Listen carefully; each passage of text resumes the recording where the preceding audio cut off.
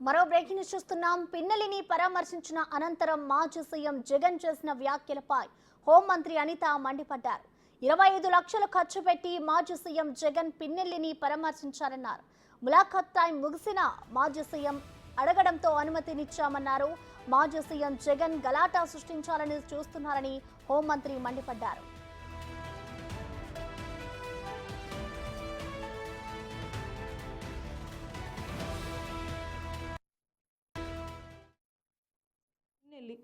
ఆయన మీద ఒక హత్యాయత్నం, ఈవీఎం బాక్సులు బదలుగొట్టారన్న ఒకటి, ఇవన్నీ కూడా రికార్డెడ్గా దొరికినాయి. రికార్డెడ్గా దొరికిన తర్వాత అరెస్ట్ ప్రక్రియ అనేది ఎలా జరిగిందో మనందరికీ కూడా తెలుసు.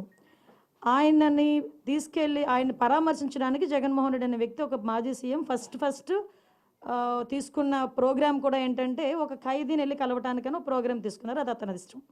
అది కూడా ఏంటి, ఒక 25 లక్షల రూపాయలు ఖర్చు పెట్టుకొని అక్కడికి వెళ్ళి ఒక హెలికాప్టర్లో వెళ్ళారు. ఒక డబ్బున్నవాడు వెళ్ళాడు, తీసుకొని పెట్టుకున్నాడు. నేను ఇక్కడ ఏమంటానంటే, యాక్చువల్గా పిన్నెల్లి గారికి ఉన్న ములాఖాతులు టైం అయిపోయింది. ఓకే, అయిపోయింది కాబట్టి అయినా కూడా హ్యుమానిటీ గ్రౌండ్స్లో ఒక ఎక్స్ సీఎం రిక్వెస్ట్ చేస్తే పర్మిషన్ ఇచ్చాం. అవునా కదా? ఇంతకుముందు చంద్రబాబు నాయుడు గారిని అక్రమంగా జైల్లో పెట్టినప్పుడు కుటుంబ సభ్యులకి 3వ ములాఖాత్ ఇవ్వాలంటే ఇచ్చేవారు కాదు. కానీ ఈరోజు మేము ఏం చేసాము, అతని రిక్వెస్ట్ అంటే అతనికి పర్మిషన్ లేదన్న సంగతి కూడా తెలుసుకున్న తర్వాత కూడా అతను రెడీ అయ్యారంటే అక్కడ గలాటా సృష్టించడానిక?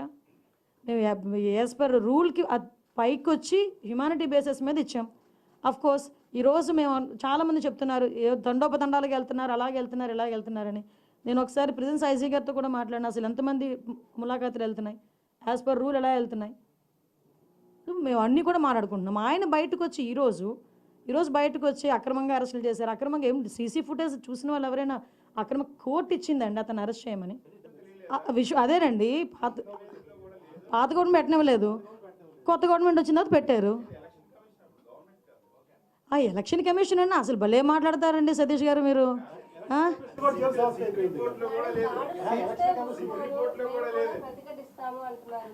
దాడులు ఎవరు చేశారు ఈ రోజుకి నాకు చెప్పండి. దాడులు ఎవరు చేశారు? దాడులు చేసినట్టు ఎక్కడైనా రికార్డెడ్గా ఉన్నాయా? ఎవరైనా కంప్లైంట్ ఇచ్చారా? ఏదైనా రూల్ ప్రకారం చేస్తున్నాము. రూల్ ప్రకారం చేసేటప్పుడు దాన్ని కూడా దాడుల కింద మాట్లాడుకోవాలనుకుంటే మరి గత 5 సంవత్సరాలు చేసింది ఏమనుకోవాలి మేము? గత 5 సంవత్సరాలు చేసింది ఏమనుకోవాలమ్మా? స్టార్ట్ అయిన దగ్గర నుంచి మొదలు పెట్టారు కదా, ప్రజావేదిక కూల్చిన దగ్గర నుంచి మొదలు పెట్టారు కదా. మాలాంటి వాళ్ళందరి మీద కూడా నా మీద ఒక 23 కేసులు, ఈవిడి మీద ఒక 7 కేసులు. ఏంటవన్నీ? మేము కక్ష తీర్చుకోవాలని మేమే మాట్లాడలేదు కదా. కక్ష తీర్చుకోవాలనుకుంటే వేరేగా ఉండేది. కానీ ఈ రోజుకి కూడా మేము పబ్లిక్ చెప్తున్నాం, చూపిస్తున్నాం, ఇది ఇలా జరుగుతుంది అని చూపిస్తున్నాం. దానికి ప్రతీకార దాడులు ఎక్కడ జరిగినాయండి? ప్రతీకార దాడులు అంటే రెచ్చగొడుతున్నారా ఈరోజు వచ్చి?